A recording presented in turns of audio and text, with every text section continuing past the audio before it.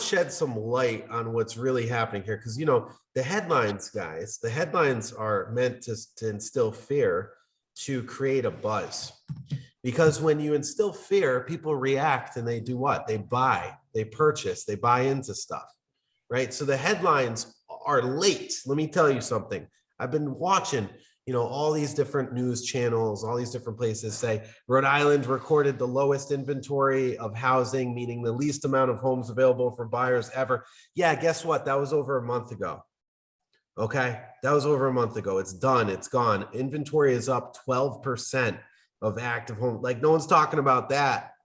There's 12% more homes on the market today as we're doing this show than there was last month. And guess what's going to happen next week? There's going to be another 12% more. And guess what else too? When you look at the numbers, there's like 1,300 pending homes on the market.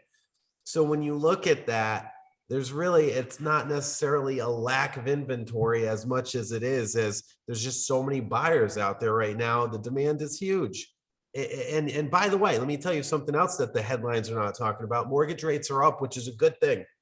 And I know you might be like, Emilio, that's stupid. Why is that a good thing? It's a good thing because it's going to tame inflation, for one, hopefully, God willing, tame inflation. But for number two, it's going to knock some of these buyers out or knock them into different price ranges. And it's like, Emilio, like, how is that helpful? It is helpful because even if the rates go up for a little while, and it tames things down where we can grow our inventory up. And that's part of it, by the way. Don't buy into the hype of the media. And that's why we're here. And yes, we're on a big station. We're on iHeartradio. So we love iHeart. Well, it's one thing to listen to a media that's their job is the media. Fake news.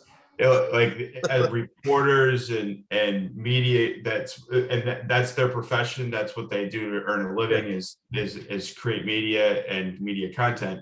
It's another thing to listen to somebody that actually does the job that happens to be on the media. I'm not a day in and day out news broadcaster for mortgages. I'm a day in and day out loan officer that also does weekly presentations on what's going on in the market. So. And listen, Matt, it's not fake news, it's late news.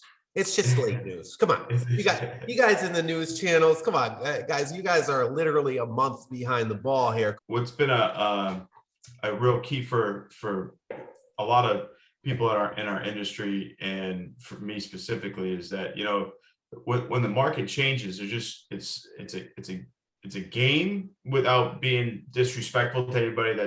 It's not like we're not taking it serious, but you change the rules to the game, you just change how you play the game. So like, you know, rates go up. All right, well, okay, that happens. You know, what's the strategy now? Like, what are we going back to the drawing board? Why aren't we not closed yet? Why are we not under contract yet? What's stopping us from getting to that point?